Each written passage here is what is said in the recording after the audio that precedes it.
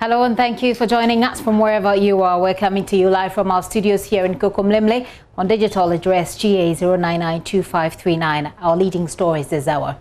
Balloting for presidential candidates begin in less than an hour to determine who places where on the ballot sheet that will be Ghana's longest, with at least 15 candidates. We're live on the ground when it happened. Now that the presidential candidates are confirmed, what next in the next 50 or so days? Today, I have 8 of them joining me for a Zoom conversation. Also coming up, news portals report over looming food crisis in China as state authorities deny. But why is there a campaign dubbed Clean Plate as food prices in China soar? Join us on DSTV 421, GoTV 144, and on YouTube, where we're streaming live also on all our social media platforms. I am Gifty Ando Apia. This is The Pulse. Please be my guest.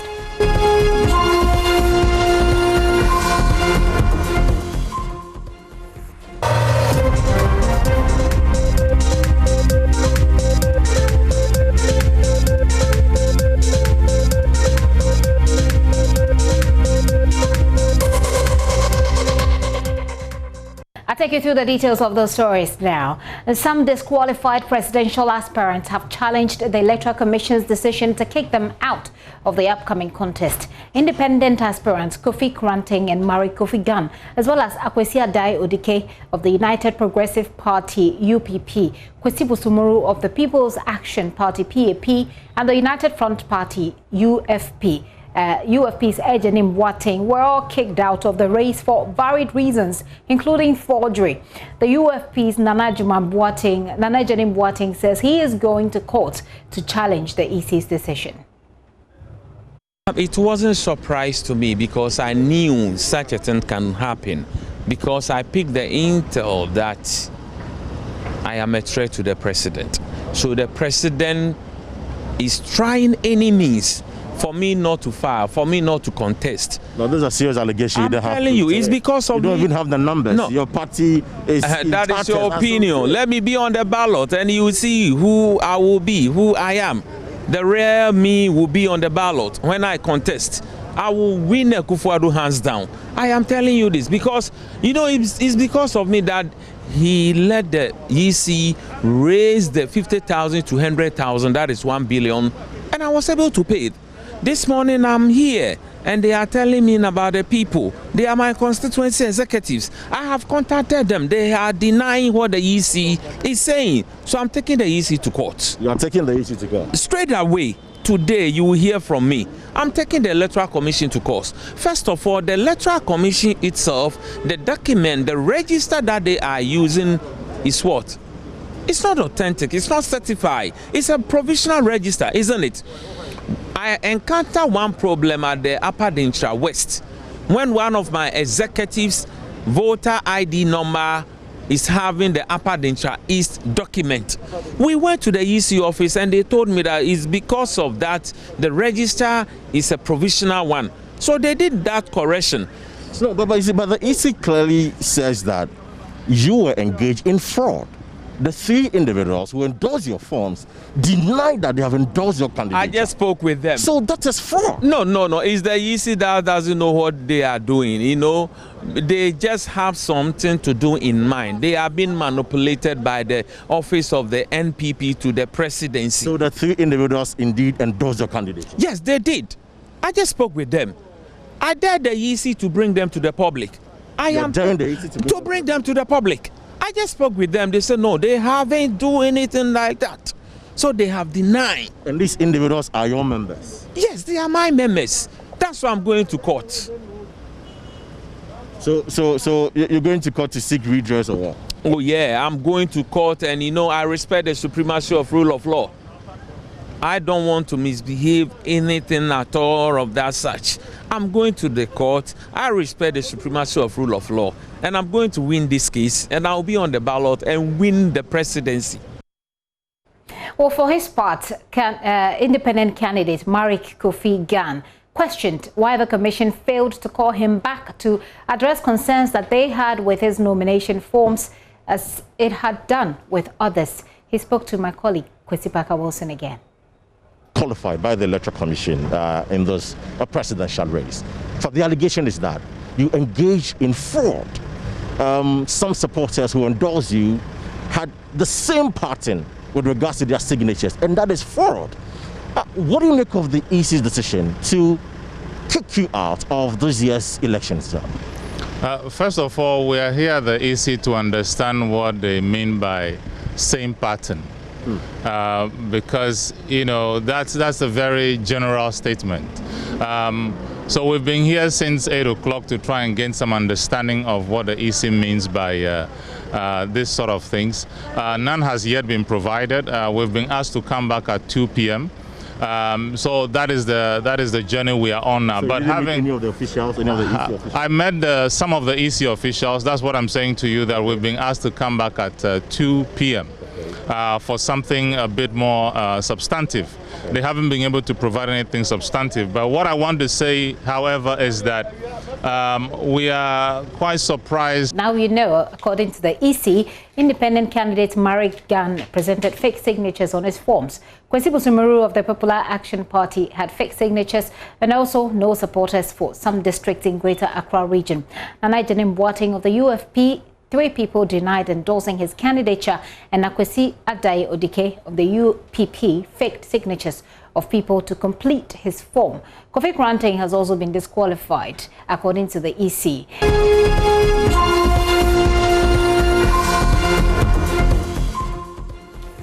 Welcome back to the show. Many thanks for staying with us here on The Pulse.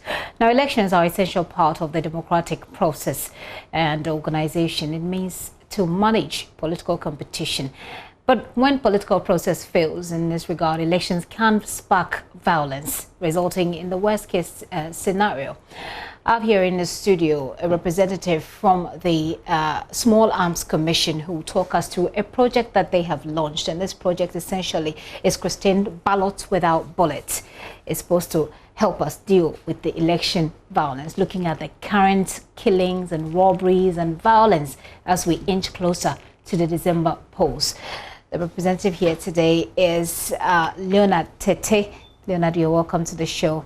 He's also programs officer? Senior programs officer for the Small Arms Commission. Yes. Thank you very much for coming. Do tell us a little bit about Ballot and Bullet. Okay, so thank you very much, and thanks for having me. A very good afternoon to our cherished viewers. It is important to note that everywhere in the world, elections have been seen as one of the means by which arms are procured by various factions to try to kind of influence the electoral process. We've had quite a number of examples around, especially in West Africa. We've seen how elections has resulted in countries being ridden with weapons. We, as a country, we don't want to go that line. And in line with the mandate of the Commission, where the Commission is required to kind of educate and sensitize our population on the dangers of small arms, we have adopted a program which we have termed Ballots Without Bullets. Essentially, it's an election, voter education project, which is aimed at advocating for peaceful election, non-violence, and the non-abuse of weapons during our election year. Okay. Do you have a specific target? As in, are you targeting? First of all, give us an idea how it will look like. Will we see people, maybe the Commission partnering with the Ghana Police Service, for example, to go around looking for arms? You know, there's this amnesty program that you have. Is it going to be something like that, or is it going to be specific messaging targeted at the general public? Okay.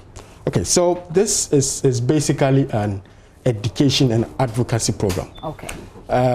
One of the ways of influencing people is through education, and one of the means of halting proliferation of small arms and light weapons is through sensitization and awareness raising.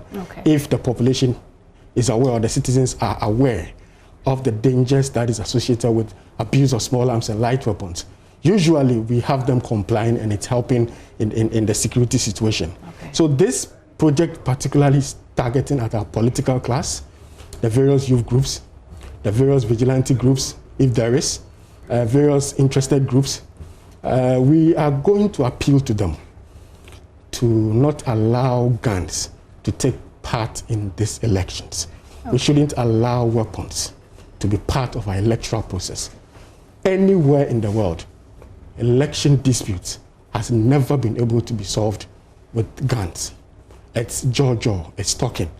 It's peaceful ways of talking rather than resort to the use of weapons. So how are you going to meet them? Are you going to meet them as in face-to-face meetings in a sort of town hall, or are you going to talk to them via Zoom somehow, or are you going to just put messages in the various media or on the various media, traditional and digital media platform, to reach out to them? Okay, so it's a mixture of all the things you've said. Okay. But we're starting the Ballot Without Bullets with a media launch on Thursday. The media launch will be addressed by Dr. Ibn Chambers. Right. And then we will have various personalities, national personalities. We have the Electoral Commission giving us a statement. Okay. We have the Ghana Police Service, the IGP will also be delivering a statement. Nice. National Commission on Civic Education will be delivering a statement. The National Peace Council will be delivering a statement. And of course, we, the Executive Secretary of the Commission, will also be delivering a statement. Okay. All these statements are geared towards peace and the need for peace during and after our elections. Okay. After which we have identified with the help of the Ghana Police Service what we call the election hotspots. Okay. And then during this period, we will be visiting these hotspots, which have been identified as areas that are prone to violence, especially during elections. And with the support of our partners, that is the German Federal Foreign Office and the United Nations Development Program, we will be going to these hotspots to have direct engagement with the political parties, all political parties, We'll be having engagement with various youth groups, any identified group, especially macho men. These are people that normally politicians fall to try to cause mayhem during election. We want to talk to them and let them understand that, listen, election is about choices. It's not about violence. Wow, that sounds like a nice idea. So you launch it on Thursday, yes, and it runs through till the end of the elections, or how is it going to be? It runs through to the end of the year. The project runs even after the elections. In the event that we find that after the election, we still identify a number of hotspots, we will quickly move in with our advocacy program and appeal to conscience, talk to people for them not to resort to weapons in settling their political scores. Now that sounds great. For people who have been listening to you, what should they take away from this interaction that we've had today? Thank you very much. Before I come to that, let me express our gratitude to the German Federal Foreign Office for their financial support, and also to the United Nations Development Program for partnering us for this project. Now, I have been saying this in various platforms that I go to, that first of all, guns do not have legs. Guns do not traffic themselves. It is human beings that traffic them. Now, security in this country is just not at the helm of the security services, just a responsibility of the Ghana Police Service. It is a shared responsibility. Now, we know, as a country, as a people, those trafficking these weapons just do two things. They kill and they maim. It might not be you, but it could be a close friend, a relative, or any other person. Please, this election, let's take the guns out of it. Let's vote in peace. Let's express our divergent views in peace. But no, let's not resort to the use of weapons in this election.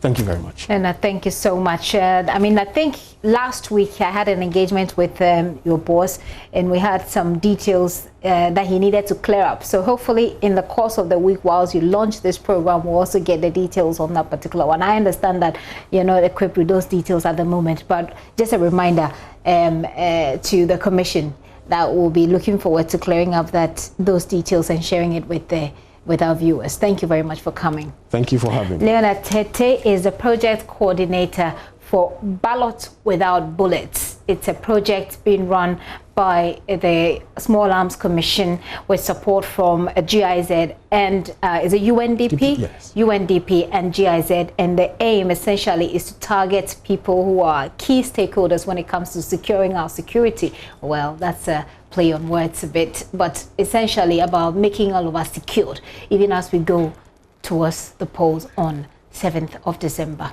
Now, NDC is recommending the establishment of a debate commission, and the National Democratic Congress is recommending that to compel the presidential candidates to avail themselves to debate ideas. Party Chairman Samuel Ofesuampofo believes that such debates are relevant in helping the electorate make informed decisions. His suggestion follows the refusal of the flag bearer of the New Patriotic Party, Nana Addo Dankwa Akufo-Addo, to respond to calls by the opposition for an open debate of ideas and policies. Mr. Ofesuampofo is on a campaign trail in the Hafuano Southeast constituency as part of Jane Nana Opoku-Agyemang's tour. Professor, I should add, of the Ashanti region. America for one matter I could be a friend of debate commission. Mesra say in our political let's say young political culture. Yes, we are establishing a debate commission. Say nebaya obiya nyanim free debate ho. Na ebaya binding say Officer the president you must be prepared to stand before the people of this country and tell the people what you want to do for them. And now President John Dramani Mahama Otna Adum FM a interview by 1.5 hours. Owie no omanfo nyina say afa ni ehun say President Mahama oye obia owonimdie oye experience. Now he understands the governance architecture and he has what it takes to rule this country. Nana Akufo-Addo, whether there is a debate commission in Ghana or not, something that I recommend strongly that Ghana must establish a debate commission so that whoever wants to govern this country will not run away from facing the country and debating the issues of bread and butter, issues that will determine the socio-economic development of our country. Meanwhile, the NDC wants the electorate to put common interest above personal interest to ensure development. Presidential running mate Professor Nana Opoku-Agyemang asked the electorate to desist from voting candidates who offer them money as inducement. Yem papa mu yen yim nyafe ne be cheche nkofo ase na fa yekosi he eno fa asomdwe ma wo ya na obi anytime wo ya na nipa bi adwen so omo nka ho a ono so wo de obeye ana meboa wo kame no wo pa na asem wo ne na ekọ ene otese nkro obesesa ana esa na ye ntie no sa na ekọ no ntie esi obi aka ho ntie aba no obi a hwe ne card no ye ye di sika bi babe banom na ade bisa ho se sika sai ene kwan na wo fa so enye no wo betim di akọ eniye sika hin edugu botomu a wudwa na bekọ so afebo sika hin edugu nko a botomu a wo de bekọ kosi hospital won so obedi na mienu bi na asa ne asen abatina ededem enti na ye nko ne sa bio ye to no de awahye no ma wan so ka hu sa me nso me de ani obi a ne de hia no ana meboa enti sa ne ko obi an kro ne card niye ma fa card mo obi a so koto ama wa na to aba edunti na nko awofoni na ewo anim na bibia anya asomdwe. The Civil and Local Government Staff Association of Ghana, CLOGSAG, has given the Labour Commission a 7-day ultimatum to facilitate the payment of past credit owed its retirees, else it will embark on a strike. Under Section 824 of the Presidential Commission on Pensions final report, pensioners are to be paid improved benefit under the Tier 2 scheme, which the Commission estimates will be 5 times more than what SNIT would have paid. But speaking at a press briefing, Chairperson of CLOGSAG, Isaac Bampo-Addo, said contrary to the rule, SNIT has failed to pay members past credits in its custody, and efforts to get government and the Labour Commission to address their concerns have all fallen on deaf ears. We'll bring you that story a bit later. Right now, the right now we'll be talking to the presidential candidate, like I said, who have made it, those who have made it to be on the ballot paper. We'll be talking to them via Zoom. But before that, Ophelia Hayford, wife of the late Member of Parliament from Fansiman, Eko Kwansa Hayford, says she is confident of victory for the NPP in both the parliamentary and presidential elections of December 7. As you know, the party has selected her to replace her dead husband, who was killed in a highway armed robbery. At least that's what the police suspect. Madam Hayford was speaking to her supporters after filing her nomination to replace her husband.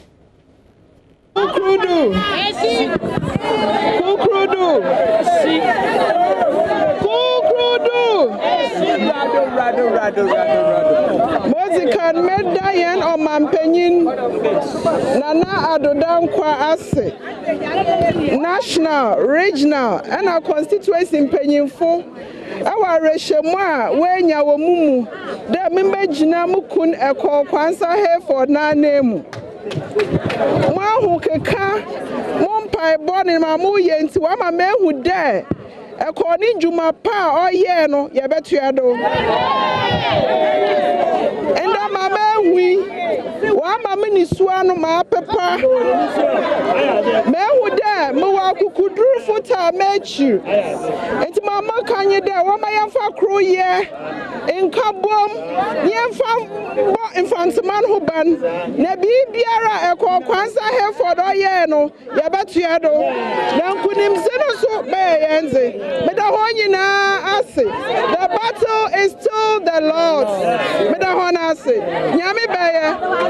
Widow of the slain MP. Earlier, his family as well as supporters of the governing NPP accompanied her through the streets of the constituency. Richard Kojonyako spoke to some of them.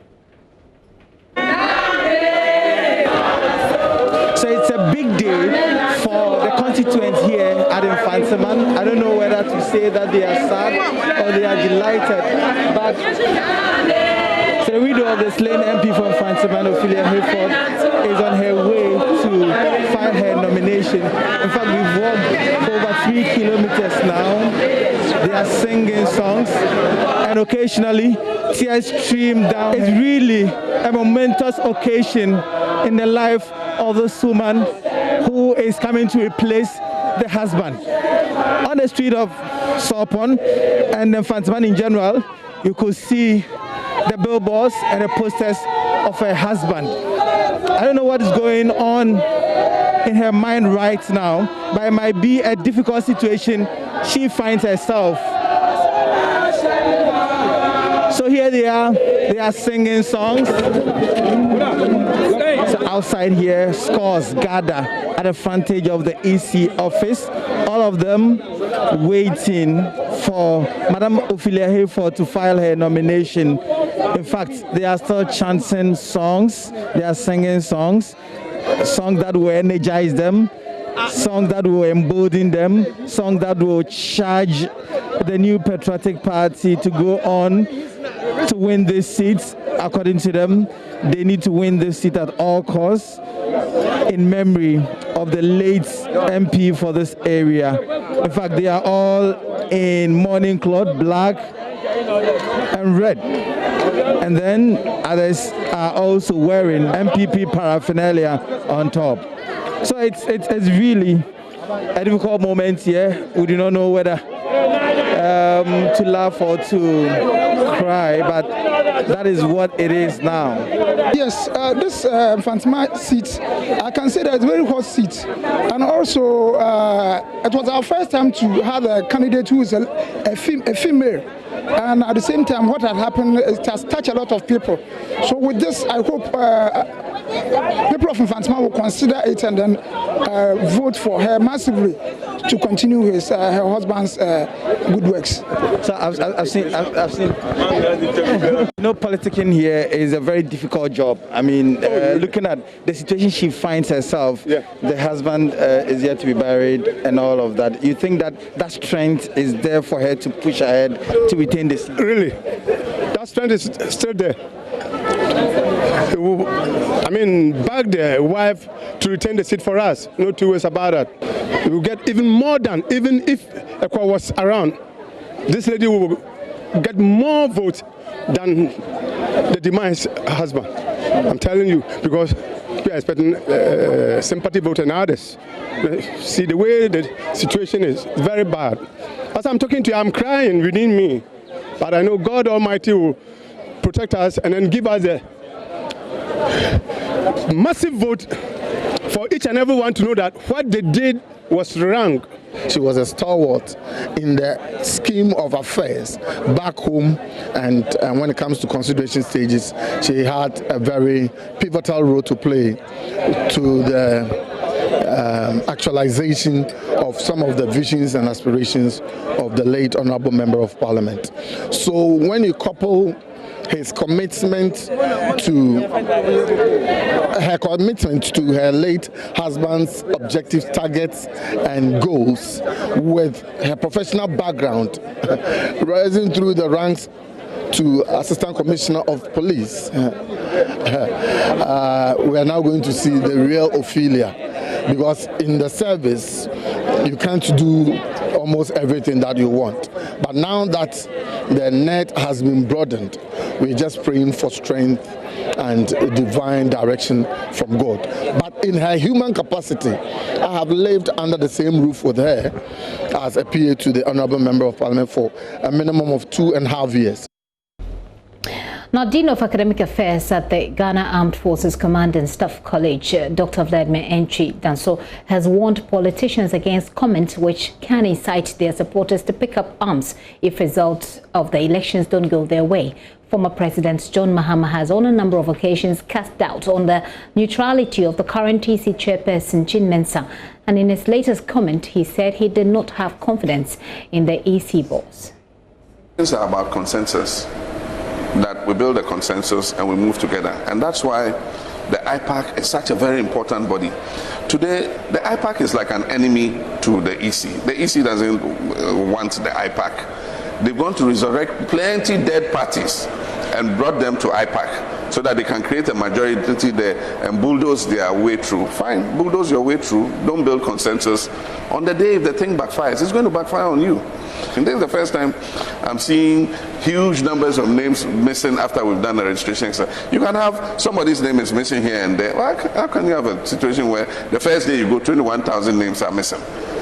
Then an MP's name is not there. Then the very next day you secretly bring a new one and say, oh, his name was there, he didn't see it. I know they are new, so you might not be as competent, but you always have a back office and technical people who backstop you. And so you must rely on those people to show you what to do. But they have a mind of their own, those three commissioners. They're doing things the way they want, you know. And I hear that a lot of people who are very capable and technically competent, because they served under Charlotte Osei's administration, they've transferred them out to the district. And they don't have as much competence in the headquarters as they should have, especially with experienced hands. There are some new advisors on IT and all that kind of thing. And that's why, for the first time, I begin to doubt the competence of our commission. This has been a model commission to the whole of Africa. And I've always felt confident that we have a commission that on the day will rise up to the occasion. This time, I'm afraid I don't have that level of confidence. Former President John Mahama and flag bearer of the NDC. In an interaction with journalists in Accra, however, Dr. Vladimir Danso, who is also an international relations expert, says such comment could plunge the country into chaos. If somebody should withdraw a statement, I will only advise that all our utterances must cue in for consolidation of democracy. It doesn't make sense for me to say that withdraw your statement. He made a statement as part of his propaganda, as part of his listening. I'm saying that let such statements not denigrate the institution or the head of the institution.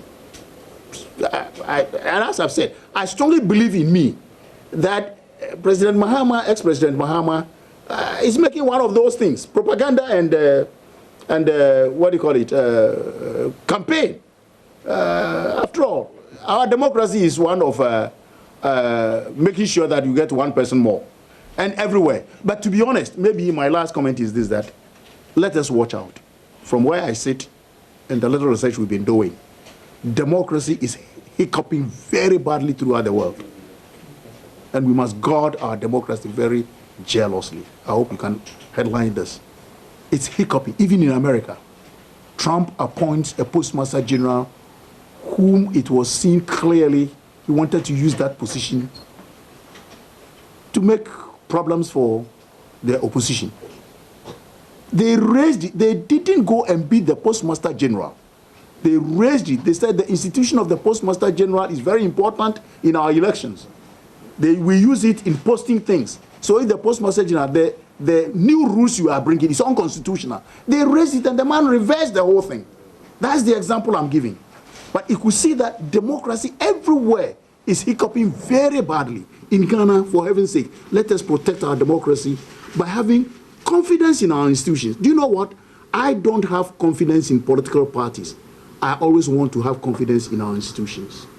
They are the ones which will make democracy work, not the political parties.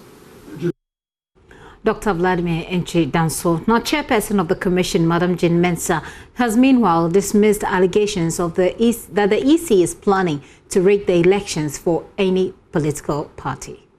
The EC can never rig an election. The processes are transparent, they are credible, they are tight, and they are accountable. And we cannot for any reason have a flawed election with this kind of process that has been held globally. I think even in advanced democracies, this transparency does not exist. Herein lies the transparency and openness of our process, making it difficult for anybody to rig an election or for any process to be flawed. Can anybody here or can anybody in the public tell us at which point of this transparent process the EC can rig the election? We use this platform to call on all political parties and stakeholders who have genuine concerns with the processes outlined to raise them in the full glare of the public. Once we as a commission are informed about the weaknesses and gaps in the processes outlined, we will take immediate steps to address these gaps, close and seal the gaps, and report same to the public in an open, transparent, and accountable manner. Until then, we entreat the naysayers to cease their onslaught of trying to discredit a thorough and credible process, and their onslaught of trying to discredit a commission that has been open and transparent and accountable to the people that it serves, that is the good people of this country. If for nothing at all, the current commission has opened up all its processes to the public and removed the cloaks of secrecy that shrouded our activities and operations in the past. We have laid bare our processes for all to see. As the chairperson of the Electoral Commission, Jean Mensah, 148 Togolese nationals are being held at the Saboba offices of the Ghana Immigration for crossing into the country illegally. The 148 who were on transit to the Volta region entered Saboba and boarded a commercial vehicle heading out of the Saboba town when they were stopped. JoyNews gathered the passengers were screened and turned out to be Togolese nationals. Northern Regional correspondent Martina Bugre has more. Hello, Martina. Martina, can you hear me? Yes, I can hear you, Vicky. What more do we know about this group of people we're seeing on our screens right now? What we are told is that they arrived into the Saboba township this morning. They boarded a vehicle. Mostly, the Saboba town has a transit to Volta region, and so people board vehicles at the major points to Volta region. And so these people came into the area, boarded a vehicle, and they were heading to the Volta region. When they were stopped, it turned out that most of them were from Togo. They were screened, and then they were detained. They verified they were coming from Togo, and they have been sent back to their country. So they've been asked to go back to Togo, but did they ask them why they came to Ghana, and do you have that answer? Speaking to some of them, they said they are traders, and today happens to be the Saboba market. And so they came in to do trading and then to move to the Volta region. But as we speak now, they've all been returned to Togo or wherever it is they came from. Yes, they have been returned to. Martina, thank you for that update. As and when there is any new development, we'll get that from you. The Civil and Local Government Staff Association of Ghana is giving the Labour Commission a 7-day ultimatum to facilitate the payment of past credit owed its retirees. Otherwise, they're saying they will go on strike under Section 824 of the Presidential Commission on Pensions final report. Pensioners are to be paid improved benefit under the Tier 2 scheme, which the Commission estimates will be 5 times more than what SNIT would have paid. But at a press conference, Chairperson of CLOCSAG, Isaac Bampo Addo, said contrary to the rule, SNIT has failed to pay its members. On June 10, 2020, the forum drew attention of the public to exceptionally low past credits paid to retirees by SNIT on its own terms, instead of complying with either the dictates of the National Pensions Act 208 at 766 or the directives from the National Pension Regulatory Authority, NPRA. For various reasons, including the impact of COVID-19 pandemic and subsequent postponement of the hearing at the behest of government until September 2nd, 2020, the solution to the issues surrounding past credits remains a mirage. Indeed, to us, as the Hausa man will put it, Duka Daya, nothing has changed. The patience of the forum has indeed been tested to the full. Therefore, the forum decided to revisit its action and has informed the National Labour Commission, the Ministry of Employment and Labour Relations, and the Ministry of Finance on Friday, October 16, 2020, that our teaming members in the Ghana Education Service, the health sector, and the judicial service, as well as the civil service and local government service, would commence its solidarity strike on October 28, 2020. As a CLOCSAG there with an ultimatum to government. Let's take a very quick break. We'll be right back. Welcome back to the show, and many thanks for staying with us. A researcher at the Regent University College of Ghana is appealing for the establishment of an impact fund to support social enterprises in the country. Professor Enes Asamoah said there are, quote, seemingly non-existent, unquote, local funding sources for these ventures in the country, especially in the face of pandemics like COVID-19. The event, which was funded by the Business Sector Advocacy Challenge, is targeted at engaging stakeholders to discuss and share best practices for a stronger impact investment policy and the ecosystem in Ghana. I'm joined in the studio by Amasefadede Latte. She's co-founder Social Enterprise Ghana, to throw more light on the activities and what they found in this particular research. How can we make good on our investment when a pandemic like COVID-19 hits? Ama, welcome to the show. Thank you. So I understand that this was a bigger research, but let's focus on what you found as far as COVID-19 and the impact it had on enterprises is concerned. Thank you. We have about 600 members scattered all over the country. They are social enterprises. Social enterprises are businesses that are set up to solve a social or environmental problem. Okay. And when we surveyed them to find out what the impact of COVID-19 had on their businesses, 80% of them had had significant negative impact, but 20% of them had had some positive impact. Which is something that you would not expect in times like this. So let me start with the positive. Okay. For the 20%... So first of all, just give me an idea. You talk about social enterprises. Give me an idea. So for example, which organization and what were they into as part of those you surveyed? So like I said, a social enterprise is a business set up to solve a social problem. Yeah. So for example, we have some of our members that are working with the poorest and most vulnerable of Ghanaians. They have set up businesses that buy from these Ghanaians. And even though they are businesses, part of their aim is to increase the income levels of these people. And so that affects the pricing and the relationship between them. We have others working in healthcare, environment, in sanitation. We have some working on counterfeiting and a wide variety. Okay. The key thing is that they measure their impact and they are able to prove that they have social impact. Okay, so let's move on with the point you were taking me to. So 20% of them had positive benefits. Some of these positive benefits were around reduced costs because of the increased use of technology. Some of them had positive benefits around increased sanitation in their workers, in their customers, that had actually improved some of their processes. Because everybody's washing their hands. Everybody's washing hands. Yeah. Other positive benefits included, there were few industries like those who were working in e-learning where there had been an increase in demand. Yeah. And so there are few who are seeing some positive benefits. And the 80% who were seeing negative benefits, the biggest issue was around reduction in finances, reduction in the demand.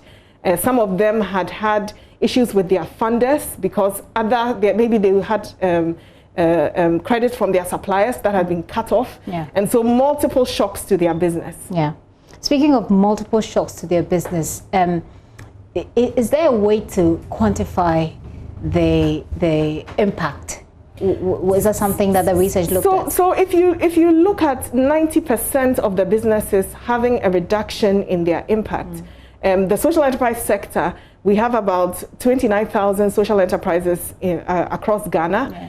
And so if you were to estimate, most of them are SMEs. They are on average small enterprises with annual revenues between, say, 50,000 cedis to the larger ones will be about maybe 10 million, 20 million cedis. So if you have 90% of them seeing a reduction in revenue, then you can see immediately that just their business activity has gone down drastically. Wow. And that this then translates into having to lay off staff. This then translates, and it's not just their businesses, their customers' businesses are also affected. Of course, it has a tripling down effect, which means that it will affect the local economy, which then affects the bigger economy. But then, so one of the biggest, I guess, recommendation is the impact funding that you're talking about. Exactly. Help us understand, what is this impact funding? Impact investing is really just about investing, but investing to drive a social impact in addition to getting financial return. Okay. So we all invest. We may buy treasury bills or you buy shares and you want a financial return.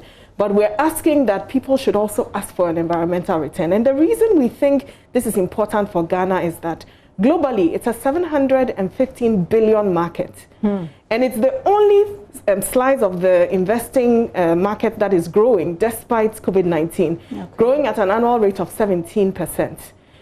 Impact is resilient because when you have a business that focuses on impact, it probably does many other things very well. So the Global Impact Investing Network just released a study, and it showed that 88% of all the asset managers, those who were investing with impact, had met or exceeded their financial targets. Really? And this is money that is patient capital, and we are advocating to see more impact investing in Ghana, but also because this is money that's looking for markets to go to invest. Yeah. And we want to see Ghana positioned as a hub for impact investing, not just for ourselves, but for the whole sub-region. And with this advocacy, who particularly is your target? So this particular event we had was for the media and for our members. Okay. And basically, all of us can be impact investing. We all invest. We can all be impact investors if we begin to consider the impact that our money will have. So let's say you want to invest in a small business, in a church that started by a young person. Can you push them to begin to look at the social impact of their business, to measure it and grow? So first of all, does it mean changing the business idea of people? Because if I have a business idea, what you're telling me is that you want me to look at something that impacts society, something that brings benefits or social benefit to the people. Exactly. Does it mean that it will alter my business idea? If your original idea was not one that had strong positive impact, certainly. But the good news is Ghana's young people are already coming up with all these ideas that have a social angle. Solving the problems of society. They are solving the problems. We are trying to match them with investors. And so we are also talking to the pension funds and to other asset managers to begin to look at impact as a class. Okay, it sounds great. But let's wrap up by you answering this question for me. How do entrepreneurs attract impact investors? So it starts off by measure your impact. I mean, the first thing an impact investor wants to know is what is your impact? Yeah. So whatever the impact is you're trying to create, begin to measure it. And then once you begin to compile that data, second, have a strong business that is investable, which means do the right things. And when you put these two things together, you can begin to engage with the investors who will be pitch interested. your ideas and get them to buy in. And if I am an investor with money, how do I go into this area of impact funding? So the first thing is begin to ask the questions whenever you're making an investment. Even when you're investing in the stock market, ask your fund manager, what is the impact of this money, so that people begin to think about impact. That's the first step. Okay. You can be an angel investor, which is you helping a small business to get some capital, to buy some assets. Yes, it's a new industry. No, you want profit. You want it to be a profitable business. For the business owners, because they're impacting society, not necessarily for yourself. That's my understanding of angel. It's not? Angel investors just come in very early when the business is young. So unlike a bank that will ask for collateral, the angel investor is looking at the character of the entrepreneur. That's your collateral. Because I know you and I believe in you, I will give you 10,000 cedis to buy this equipment. Great. You work with it and you pay me back. Okay. Or I may leave my money in the business for a while. When it grows, you pay me back. So that is angel investing, and we've been doing it for centuries. Yeah, that's a good education for myself, and I'm sure for the people who are watching us today. But before we go, Ama, what should people take away from our conversation today? They don't remember anything at all. What should they remember? So what I would say is that you have power with your money to be able to move Ghana in the right direction. So begin to see yourself as an impact investor in your small corner. Begin to talk to the businesses around you so they begin to work on impact also, and support any young person who has started a business that is driving social change in your community. Right. I mean, I've learned something very impactful this afternoon. Ama Sifa Dedelati, right, is a co-founder of Social Enterprise Ghana. Social Enterprise Ghana. Right, and they're talking about impact funding. In the way she has explained it, I think I couldn't explain it any better. And I hope that that informs your decisions with what to do with your money. Amma, thank you for coming. Thank you so much. This afternoon, the Electoral Commission will conduct balloting for the 12 presidential hopefuls who got clearance yesterday to contest in the December elections. And that will be live here on JoyNews. But yesterday, there was some good news for those presidential aspirants when the EC announced they had been cleared. We get to engage them today on their plan going forward. First, Alfred Kwame Asiedu Walker, who spoke earlier to our producer, editor here at JoyNews, Fred Smith. The Electoral Commission cleared 12 presidential aspirants to contest in the 2020 elections. One of them, Alfred Kwame Asiedu Walker, we have him here with us. He'll share with us what his plan is to bring prosperity to the people of Ghana and how he intends to prosecute this plan. Thank you very much, Mr. Walker. First of all, I'll congratulate you for making the ballot. Not everyone was able to do that. Thank you, Fred. I'm actually grateful to see you here today. I think we know each other. Certainly, I'm very, very pleased for the job that the EC has done. Clearly, the tension in this country has actually come down, and it's a testament for what her competency with her team, the few that I know of, Dr. Sribo and Mr. Tete, clearly their experience have come to bear, and I'm grateful for that issue. We have less than 2 months to the election itself, and this is where the real work begins. Yes. Now that you've been confirmed as the presidential candidate, what are your plans? Thank you. Between now and the election day? I believe, you see, what most people didn't know in this country is that we were doing underground work. We have people already go door to door across the country. So now that we have made it, it was a cautionary issue to just be cautious not to jump the gun before the EC has actually completed the work. We've had some experiences prior. I believe my running mate brought his experience to bear, Mr. Jacob Aseboa, 2012, 2016. I also had an experience in 2016. So yes, it was a cautionary tale or a cautionary sort of work that we did. That no, there's no reason to jump the gun until we are sure of being on the ballot. So yes, a lot of grounds work a lot of grassroots work had already gone, several times already, several months. So yes, we are now ready to unleash and actually show what we are ready to do for this country. Who are part of this group? Well, I think the United One Ghana movement is known in this country, doing a lot of work in the needy areas. So certainly we have welcomed several independents and like-minded people across the world, Ghanaians and the Ghanaians in the diaspora, the NGOs who have joined us and who support us. They may not have their faces known yet, but we will let the country know, very soon. Yes, we've also been counseled by several leaders of this country, eminent leaders, and also the spiritual leaders. They actually counseled us to come together. Mr. Jacob Oseboa, who led that movement to bring us all together, actually done a very good job in doing so. And this is the results of what we're seeing here today. You must demonstrate to Ghanaians who will be going to the polls what difference you bring to them as if they should vote for you. What is it that you're bringing that we haven't seen before? Well, we're bringing experience of business-oriented results, international business-oriented results, solution-based results, not just talk. Empty talk has become the mantra in this country. Promises not fulfilled has become the issue of this country. We are not going to stand for that any longer. Ghanaians must take control of their industries. Ghanaians must take control of their assets. Ghanaians must take control of their employment. This is what we are going to bring to this country. There are desperation in the faces of these people. The whole Ghanaians, people are desperate. Young men, able-bodied men and women who are yearning for leadership. Their pain is going to be over because we are going to focus on those needs specifically. That's what we stand for. Well, we've heard persons campaign with, sweet messages, but once they win the election, the story changes. Well, how sure are we that you're not one of those?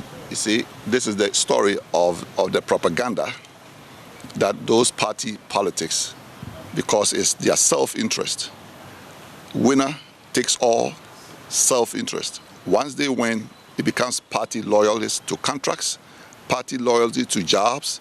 If you don't belong to the party, if you don't hold a card, if you are not a party member, you will not get a job or a contract. This is the reason why we chose to go independent.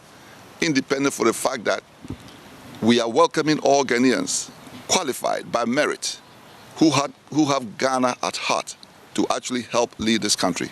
And this is what we are going to embark on. What would be your approach to solving the country's problem of corruption? Well, I think I've said it in another forum that legal-wise, intent to defraud is criminal. And that is in the law books. Intent to defraud is criminal. Here we are a society where there's no accountability. You've arrested somebody.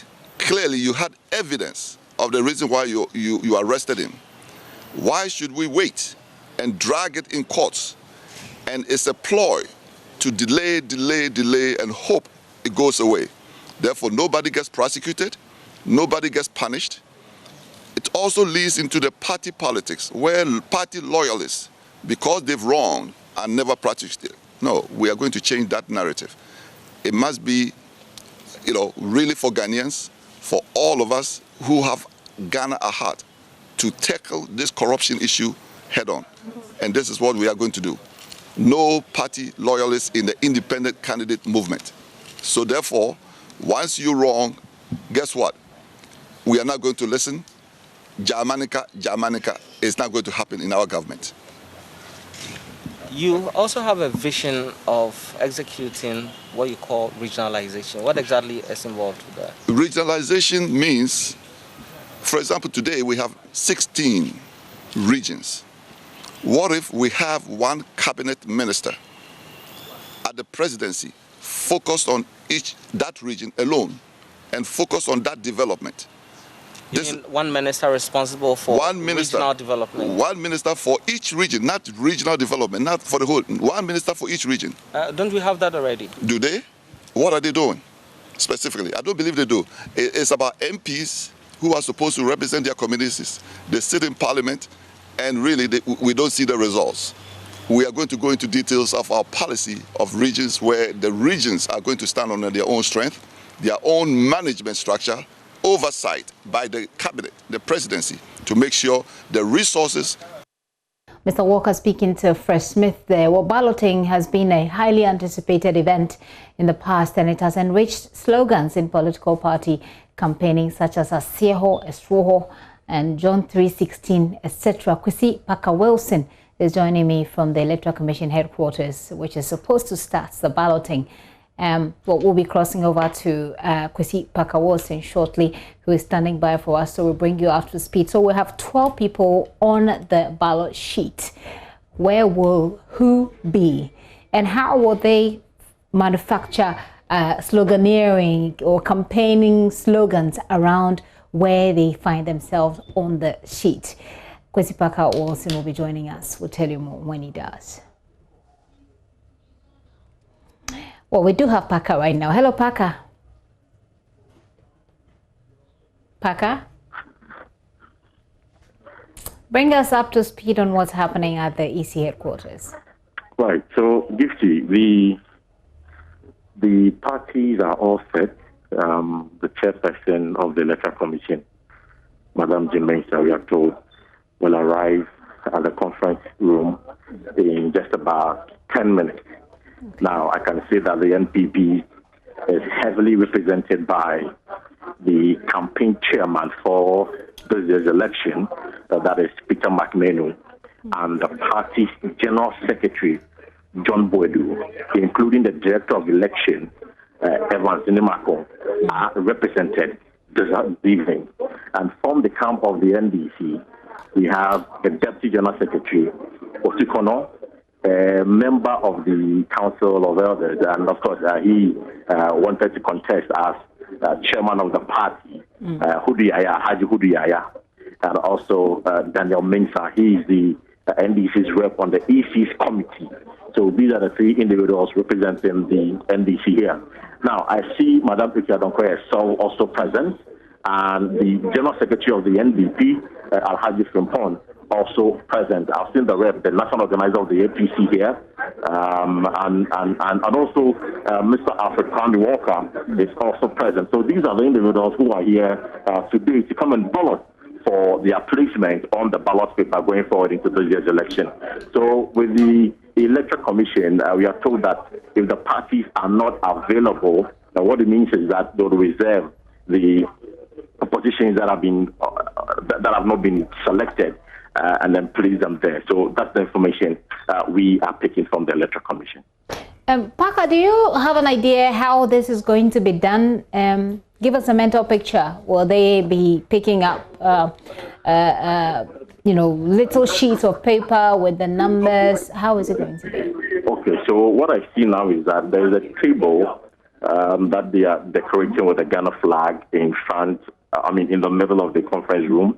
And I see some papers there. So I think that probably they will pick the papers, and then that will indicate that this is their position on the ballot paper. But let me see if I can get a word from the Deputy General Secretary of the NDC, Peter Boamo-Tikono, on his expectations for today's balloting. Good afternoon to you, and thank you very much for your time. Welcome to Pulse.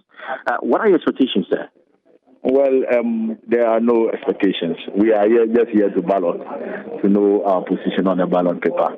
And we hope that the process will be, devoid of bias. The process will be transparent.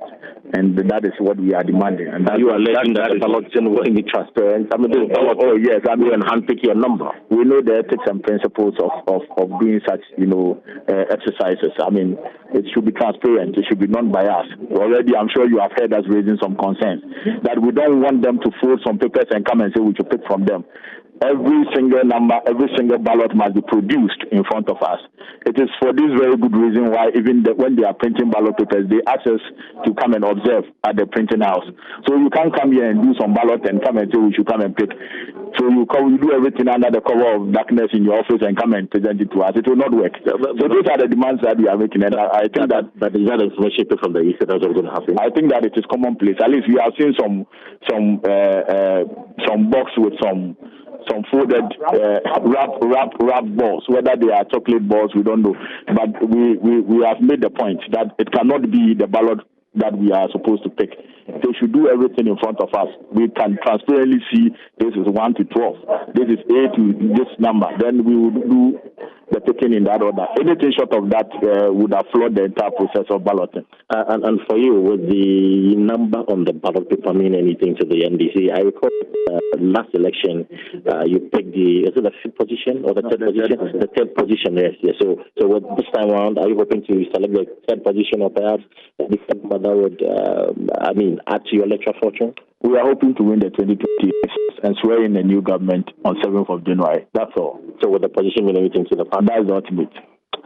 Right. So, Gifty, that was the Deputy General Secretary of the NDC, Peter Bomo Chikono. Let me see if I can get a word from the campaign chairman of the governing NPP, who is also ready for the balloting. Mr. Peter McMahon, thank you very much for your time and welcome to Pulse.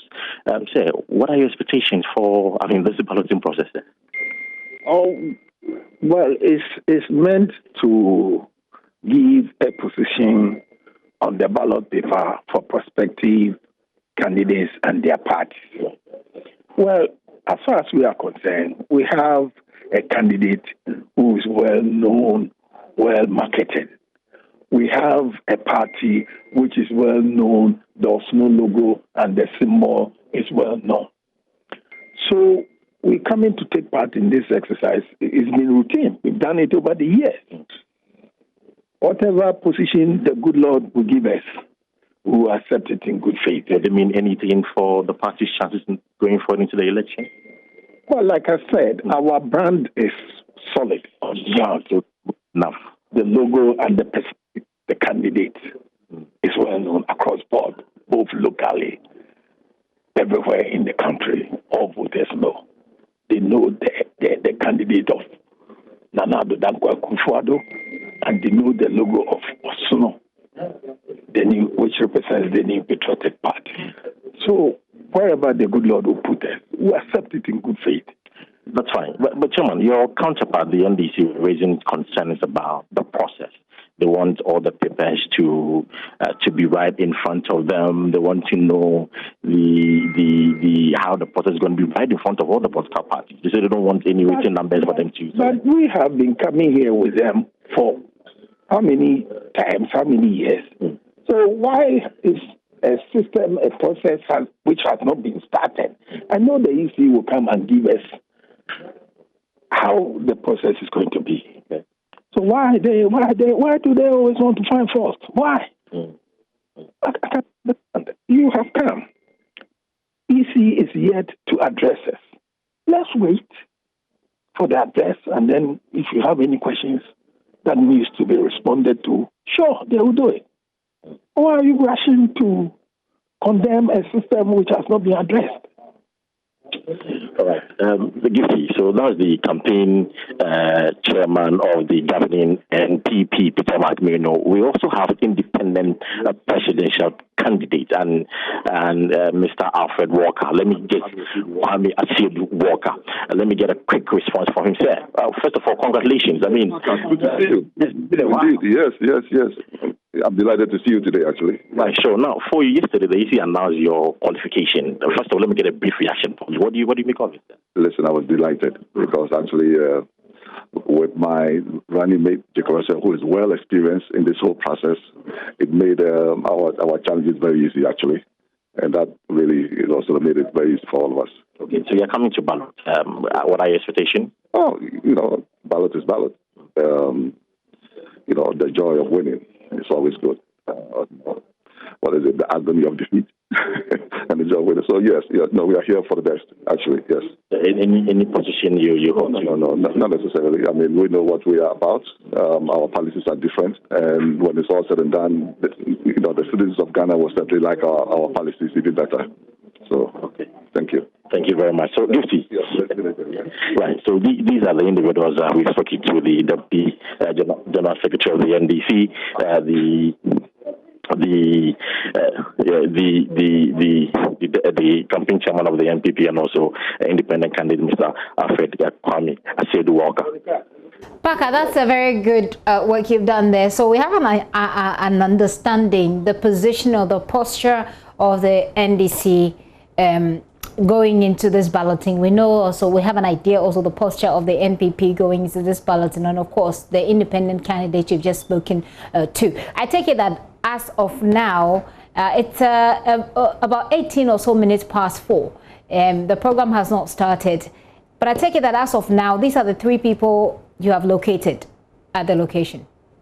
Not yet. We have the flag bearer of the Ghana Freedom Party, Madam Ikea Donko, also present. Right. The national organizer of the APC also present, and basically these are the individuals who are present. And of course, the General Secretary of the NDP is also here. So these are the parties who have represented here today and ready for the balloting. For the other parties, I don't know where their reps are, but I'm sure before we start, I'm sure that some of the parties would have walked in for them to partake in the balloting process.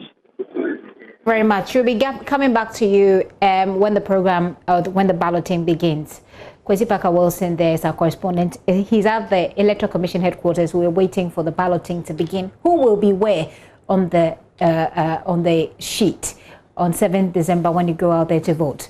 And we know that it's had some significant meanings for these political parties, and so it's interesting how it all goes. Well, we'll take you there live when it happens, but right now we bring you our voters' voice. Today we took our microphones to voters in Tamale. To my views, I would say MPP deserves another 4th term, because when John Mahama was in power, John Mahama and his entire team, they went for IMF loan and they placed a ban on our public sector employment for 3 and more years. But NDC and his team never had plans for the youth, so they made the public sector unemployment. No, I'll agree. This is a lie. This is a lie. I'll agree. This is a lie. What says it's a lie? This is a lie. It's true. Yes, it's a lie. It's not a lie. It's propaganda. It's not propaganda. This propaganda that you are putting there. You people cause it. I also finished around that time. I wasn't employed. You people cause it. Then now, for us to get the money to employ the what? When NPP won, the youth, they don't to the way. No, they had the youth at heart. I won't agree. So they went in for what? Propaganda. They went and brought agree and employed the youth. You understand? So yeah, they employed the youth by bringing NAPO. NAPO. Yes. Look at this road. Which road? Which road?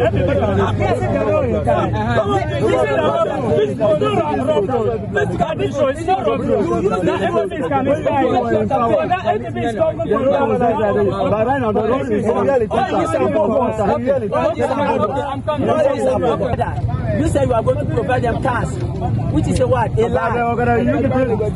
No, we didn't stop the Okada. We said we are going to what? Regularize the Okada. No. When you were in power, regularize the Okada. And you say the mama promised Okada riders that when he comes, he will develop in 2008. And when he will, I forgot to he went back to the station. Go back to the station.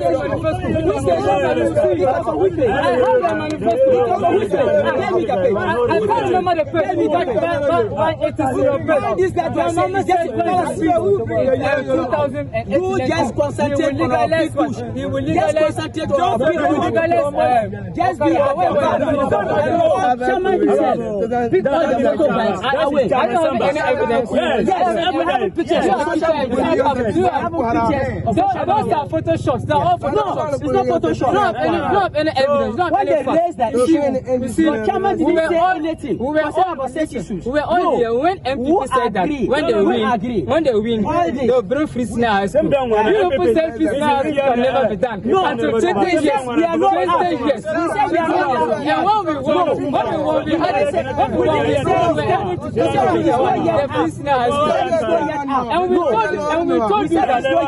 we told you that the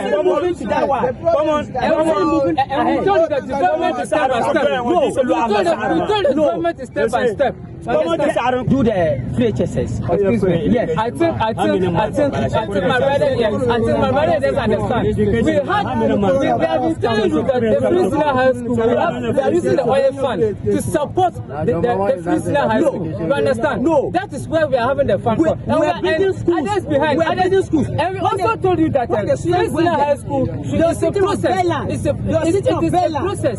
You see, any good thing for a country, anything opposes it.